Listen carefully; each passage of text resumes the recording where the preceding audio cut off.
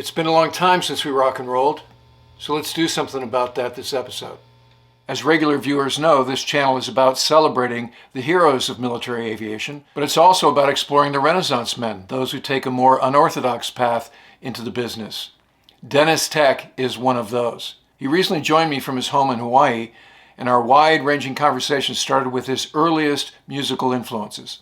1967, I went to Australia with my parents. My dad was a professor at the University of Michigan, and he had a sabbatical year.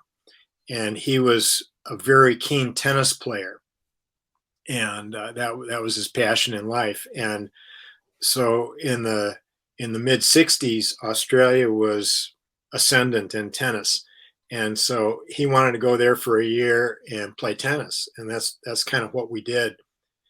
And then when I got back in 1968, back to Ann Arbor, 10th grade, the MC5, the Stooges. At that time, they were the Psychedelic Stooges. And then there was the SRC. Bob Seger was big in the area. And I was already playing, but what that gave me was, I think, the attitude. After starting college at the University of Michigan, Deniz moved back to Australia and eventually entered medical school at New South Wales. But even while tackling the rigors of med school, music was always part of the equation. Arriving there, I just started hooking up with other musicians immediately.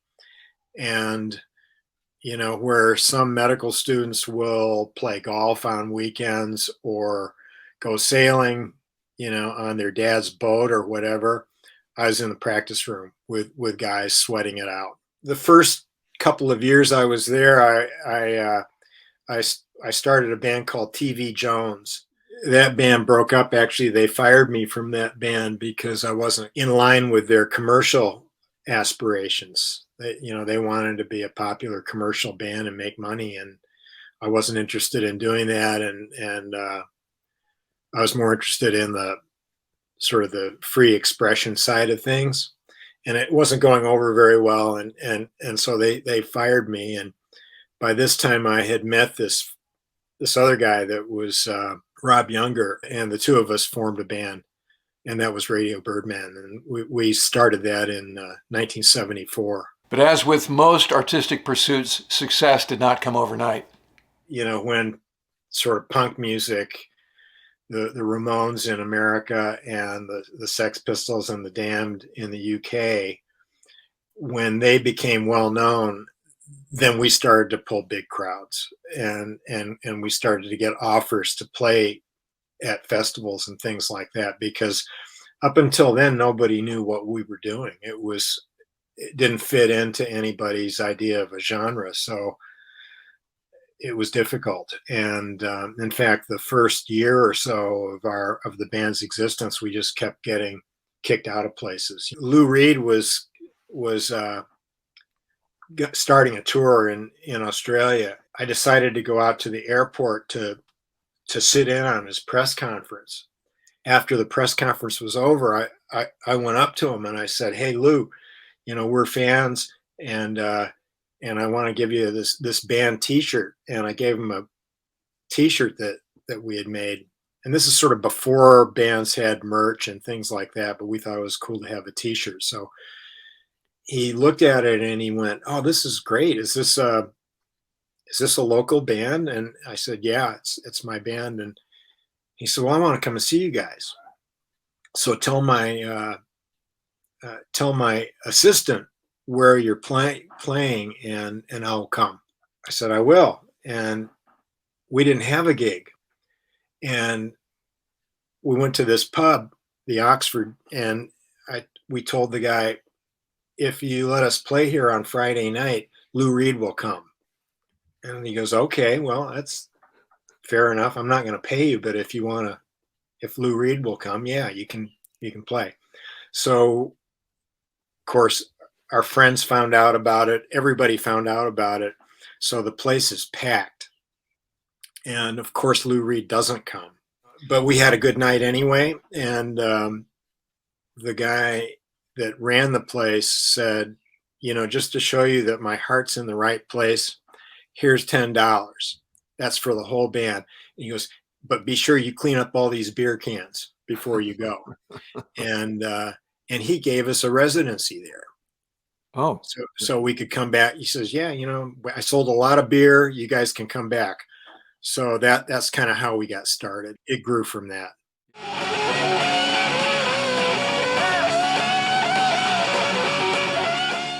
Radio Birdman went to the UK poised for punk rock greatness, but things didn't go as planned. We had a rough time over when we were on tour in the UK. We got kicked off of our label. We were on Sire at that time, and Sire sort of went bankrupt. I think they did go bankrupt, and in the middle of the financial trouble and being hungry and cold in the UK and on tour with no support, some guys in our band sort of lost it as far as keeping their personality and together, and so we broke up. So Deniz returned to the U.S. with little more than his medical degree, and he got an employment idea from his brother. My brother had joined the Air Force and became a pilot, and he actually had a full career flying F-16s. I thought, if he can do it, it looks really cool to me. I want to do something with airplanes, And I had the medical degree, so I could go in as a flight surgeon. And I looked into it in the Air Force and in the Navy, and the Navy flight surgeon program was much more appealing to me because they put you in flight school. You go through the first 14 up through solo, and then they expect you to fly. You get flight pay, and they put you in a squadron. And the Navy's philosophy is, if the flight surgeon can be trusted, as an ally and not an enemy of the pilot, he's going to be able to do a better job because the guys will trust him. And if they have a problem, they're going to go see the flight surgeon and know that they're not going to get grounded for no good reason. There's a guy that understands what they do. Deniz's first duty was at Marine Corps Air Station Kaneohe, where he's a squadron flight surgeon. Now, most flight surgeons get the callsign Doc, but the squadron he was attached to already had an aviator with the callsign Doc, so he had to have another one. So they gave him a callsign based on a personality trait, and that callsign was Iceman. Kind of had a reputation at that point of being too serious. You hear the same joke in the wardroom, maybe for the 16th or the 18th time, and you're not laughing anymore at that joke. It's like being in a van with a band for 6 or 8 hours a day on a 40 gig tour. The same jokes don't sound funny after a while. I actually have a good sense of humor, but I got this reputation of being a very too serious person, and I guess that's where they got. I was told that's where they got the call sign from in the call sign committee. So it might have something to do with having cold hands during the flight physical too. You know what happens in a flight physical, right? Unfortunately, yes. This is a family show, so we're not going to talk about it. This is a family show. Okay. Detail. While Deniz was with VMFA 212, a Marine Corps F-4 Phantom Squadron, a production team came out from Hollywood doing research for an upcoming movie called Top Gun. 2 people from the film company came out to Kaneohe, and they were sort of assigned as observers to our squadron for 2 weeks. They were around all the time, and they, taking pictures and writing things down on clipboards and things like that. And they were friendly enough, and all we knew was that they were working on a movie. And then the movie comes out later. Obviously, in the movie, there's Iceman. It's the Val Kilmer character. The guy's a real asshole in the movie, too. It kind of ruined the call sign from then on. So did Deniz's squadron mates know that he was a punk rock legend?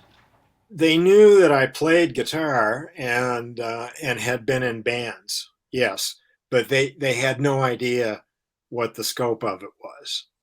And I didn't talk about it that much, And but when we were in the PI, they started a band. They were doing like covers by the Cars and things like that, stuff that I wasn't really interested in. And they when they found out I could play, they asked me to join the band. And so I did. I joined the band and I sort of steered it in another direction, doing more interesting material, which pissed off a couple of the guys. But we go to Olongapo, and 1 square mile island at the mouth of the river, Subic Bay, 2,000 bars. And every one of those bars has a band. And there are these guys playing exact Beatles covers and exact, Rolling Stones covers. And it's really amazing. We didn't have any equipment, so we would just go up to these guys and say, hand them a 10 peso note and say, go have a drink and we're going to play a set. And they'd be totally happy to let us get up there on their equipment and play. So that's what we were doing. Dennis got out of the Navy after 10 years at the rank of lieutenant commander and worked as an ER doc before relocating to Hawaii and starting yet another completely different vocation. My wife and I moved out here, took over this little farm in Hawaii that my parents had. And we grow coffee and macadamia nuts. And we process the coffee. We do everything: picking, sorting, pulping, milling, drying, and roasting. And we put the coffee in 8-ounce bags and sell them on the internet. But regardless of what else he's doing, the music is always there as a labor of love. Radio Birdman got back together in '96, and we'd been playing together on and off since then. Up until the end of 2019, when the pandemic hit, up until then, I've still been doing 50 or 60 concerts a year. A band can have a second and third chapter, and in some cases, like an Aerosmith or whomever, those subsequent chapters can be even better than the original incarnation. It can be, yeah. It's really great to play a show and see kids there, 17 and 18-year-olds that are wearing T-shirts that they got from their grandfather, and they like the music, and they're into it. And to be a multi-generational artist is amazing. I mean, that's really does my heart good. I've enjoyed the hell out of listening to the catalog in recent days prepping for this interview. And again, Dennis, thanks for coming by the channel, and I hope our paths cross before too long. Let's stay in touch, Ward. Radio Birdman was inducted into the Australian Recording Industry Hall of Fame in 2007. You can find both Radio Birdman's catalog and Dennis's solo material wherever music is sold or streamed. I highly recommend you check it out.